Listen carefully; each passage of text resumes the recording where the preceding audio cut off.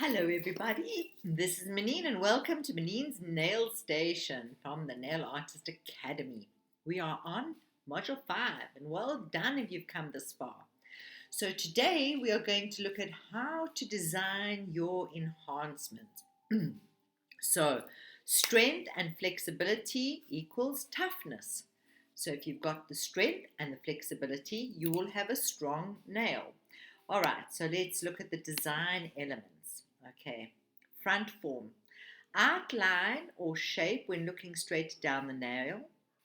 Use shape of cuticle line as a guide when shaping extension edges for a natural look. Sidewall line is your guide for the width or enhancement that keeps to overall strength. Okay, so let me show you over here. Okay, don't know if you can see this. So, for argument's sake, if you have a nail, those are your side walls, that is your cuticle area, and that is your free edge. Okay, you need to make sure that the width over the free edge, so if I put the nail there, that would be the free edge. Okay, so this is the free edge, that the width is the same width over the free edge. Okay, always make sure that these walls, the side walls, are straight down the sides. Okay, in order for it to be straight and the right sort of, if you've got, for argument's sake, a fat nail, and let's say you've got a nail like this, and you go and you build a nail on, but you build it sort of coming out wider there, then you've got your flared nail, which you don't want. Then this is obviously a lot wider than this over here. Okay, so you don't want that. So when you look at the shape of the cuticle, this shape of the cuticle, to balance that, you could, for a good look, you could balance that shape around the other edge. All right, so that gives it a balanced look. So now your side walls are straight and your measurements are exactly the same all the way around. Okay, so let's just see here the smile line. Okay, the smile line is the end of the finger, not midway between cuticle and free edge line. Use the free edge line as a guide. Determine level of smile line and degree of curvature to create illusions of a longer nail bed. So let's say, for argument's sake, you have a nail and it's a bitten nail and it's quite short. All right, now you want to elongate that nail bed. All right, so this is all bitten, so this here is the nail that's sitting on the nail. So we want to elongate that nail bed. Say she was biting and it's a bulbous nail. Okay, and she was biting. We want to elongate that. You could build that with a full cover gel, like a skin tone, or a flesh tone, like a slightly pink gel, or an acrylic for that matter, and you can elongate the actual nail bed. So you could make it look longer instead of making it look like a short little stubby nail. So that's why design is so important, because you want to make sure that you design the nail properly. So now we look at this smile line. Can you see the edges over here? That's shorter and that's longer. All right. So where the free edge and the tip meets, that's over here. So where the free edge and the tip meet, so when you look at the pink and then you look at the white is the free edge, the pink is obviously on the nail bed. Okay, that is your smile line, where the two meet. All right, that's where you'd normally paint your fringe and so on. So let's have a look here. Nail bed coloration. Choose appropriate colors for customize color to complement skin tone. So you've got to take into account skin tone. All right. So if you are going to do an enhancement, and here is just a little chart, nail colors for your skin tone. So best nail colors for your skin tone. So if you've got a pale skin tone, pastels like pinks, blues, and greens, pale pink, pale peach and beige, pale peach and beige. So that's like a very, very pale skin tone. So your blues and your greens and your pastels will go well with that. A fair skin tone, so sort of a beige, white, and silver. French manicure will look great. Light and medium toned purples, soft orange, darker pinks, reds, and berry shades would be great on a fair skin type. Then you've got your tan skin. So there you would have your light blues, pinks, and purples, tangerine, light brown, copper brown, and chocolate. Medium skin tone, you would have a vibrant orange, pink and blue, light blue, lilac, silver, metallic, and glittery colors. And a dark skin tone, beautiful to have deep purples, dark yellow, based red gel polishes, dark green, dark blues, black, chocolate, brown, and gold. So this little chart you can keep when choosing a color for a client, and by determining their skin color, that's how you would determine what would be the best sort of color for their skin tone.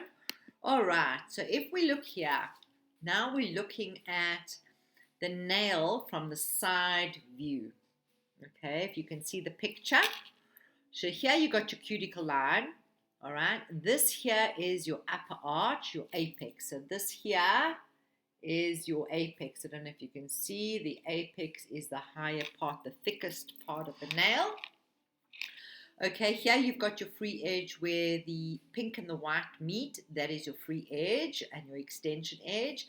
And underneath is the lower arch. All right, so if you've got an upper arch, you're normally going to have a lower arch.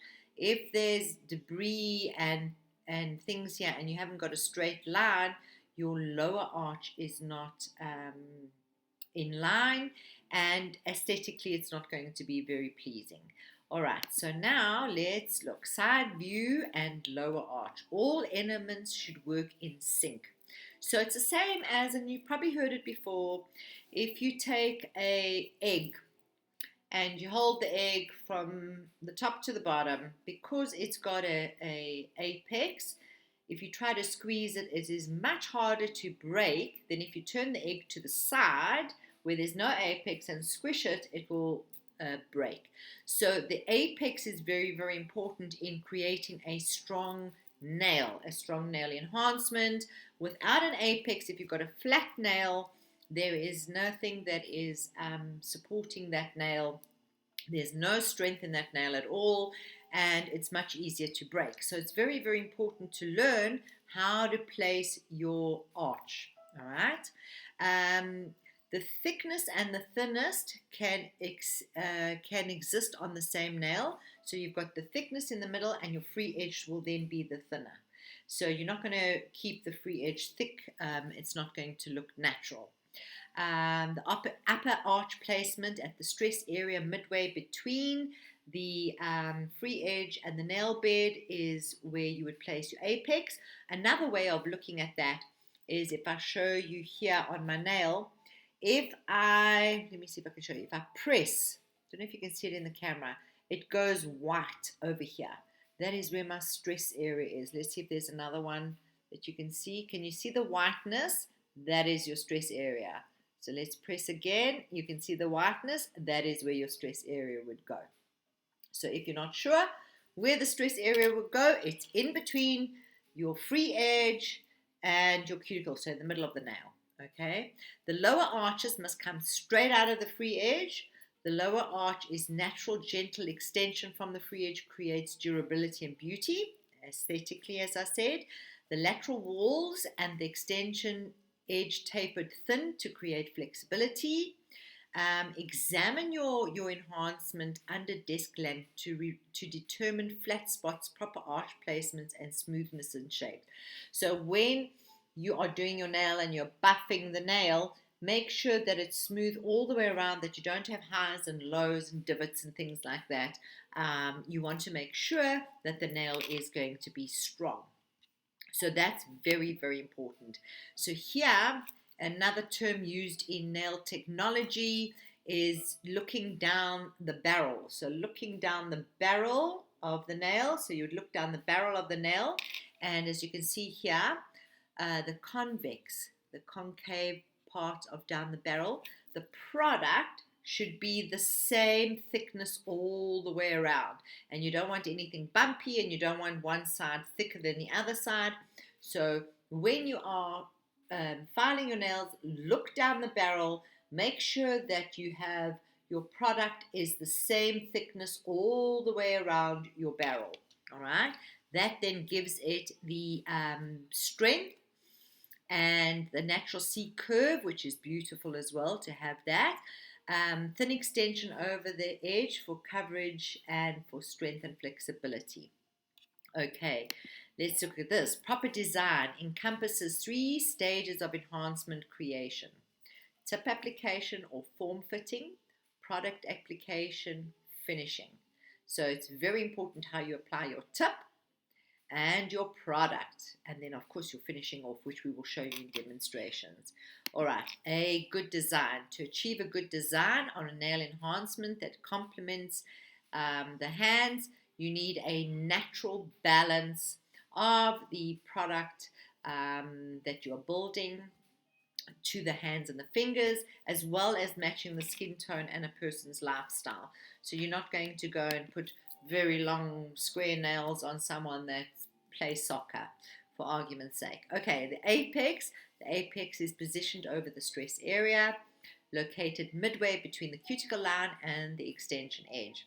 Position of the apex will change depending on the length of applied enhancement and design of the nail.